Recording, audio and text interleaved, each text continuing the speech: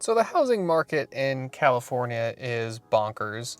You probably know that if you live here or if you don't live here. So I'm just going to go into what it would cost and how much house you could actually afford if you stick to the 28% rule. So we're going to first look at the minimum income needed based on this, which I don't even know how they're getting that number, because as you'll see in a moment, we're going to go to the 28% rule, and you're going to see that that number is way different than the 117,000.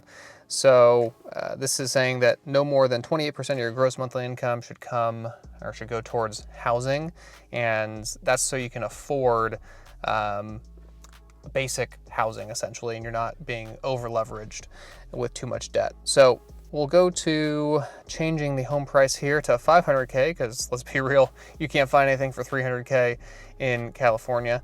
And we'll put 20% there, even though the average that people put down is about 11%. So we'll see that it's $3,463 per month. We divide that by 0.28. That comes out to a gross income of $12,367, and that times 12 is 148K. Wow. You might be wondering now, well, what's the median income of people in California, or just what's the median income of people in the country? So we're going to do that next. And wow, that's a lot lower than 148,000 to afford that 500K home. Well, what if we go total household? Let's see what the total household is in 2023. It's a little better, but 103,000. Now that's an estimated. Yeah, that's pretty rough. So let's go over to Zillow and see what we can get. That's out of our price range, and if you make 148,000. So I'm going to go to my area in Salinas, California, and we're just going to look at a few different places here, and let's just see what the prices look like. Let's see here. Okay, so we've got 720K, 540K for a 936 square foot condo, 2-bed, 1-bath. That's cool. 629,000 for 12, or about 1,300 square feet. Okay, that's another condo. So really like a starter home, I guess 1,700 is pretty big for a starter home, but oh, here we go, 500K for 13, man. And $1 million for 2,700 square foot. You got something over $1 million there. That's a pretty big house though. As you can see, we are striking out on our affordability index here. Oh, what's this? Okay, so 370K, yes, that's good, but it's in a freaking terrible area. You don't want to live there. And then, yeah, that's interesting. Multifamily, again, lower priced there, but again, you don't really want to live in that area. It's a lot of gang violence and whatnot. So, and as you're going to see coming through here, oh, yeah, there's a 2,500 square foot for 546K. That's weird though, because it's different than everything else. And why are comparable homes that you'll see next, why are comparable homes of the same size costing 300K more? Well, it's because this one is in frickin' Clovis, which is not, it's like 120 miles or more from where I'm living. So I don't know why that is even on there, but that gave me some hope, and now it's gone. So yeah, it's a crazy market right now. All right, just for fun, let's see how much we would have to make if we had a great credit score and our house price was 720,000. We put 20% down. Well, how much would we have to make on that? Oh, looks like only $205,000. Very affordable for a $720,000 home. That's great. Yeah, that's cool. And then if we put 11% down, which is the average amount people were putting down, then I believe if I am doing my calculations correctly here, multiplying, it's the wrong thing. Let's wait for me to get it right here.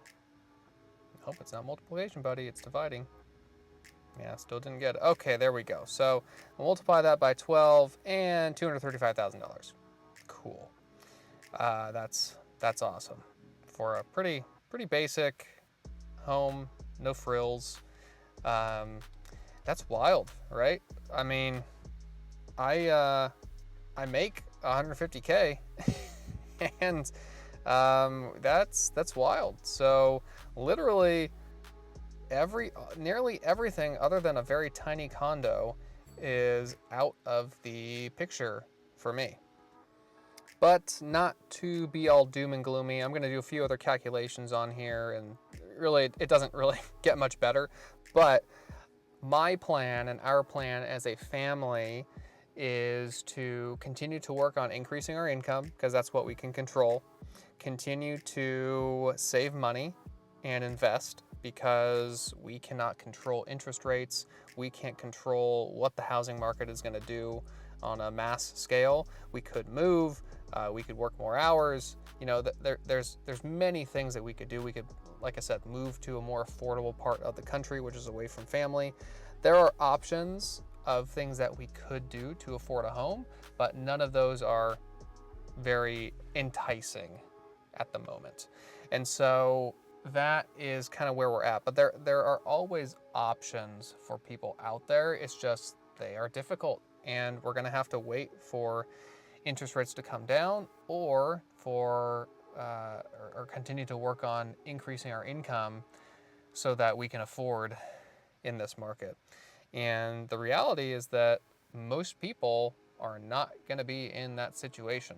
Like the majority of people are not going to be able to make over 200K to afford a home like that. That's wild. You know, assuming that you're not putting every last penny every month into your mortgage payment and property taxes and fixing up the home and all that, because I am never doing that. I am never going to put all of my excess money and live paycheck to paycheck so I can pay a mortgage. That's not happening. And so you either have to do that, where you're paying a significantly higher percentage of your paycheck, or just your take-home pay, to the mortgage, or you can just kind of do what we're doing, and we're sitting and waiting, continuing to save more money, work on increasing our income, and controlling what we can control. Well, I hope that was illuminating, because while I've seen many people talk about this, I haven't seen it really broken down too well in the case of California. And yes, there are cheaper parts of California, but they're not, let's be real, they're not really that much cheaper, unless you move into like the desert somewhere, which again, nobody really wants to live there. So you might as well move to like Reno, Nevada, or somewhere else. But anyways, that's enough for my ramble. Let me know what you guys are doing, or what your thoughts are based off of what your plan is for you or your family, and how to afford a house in this market. Later.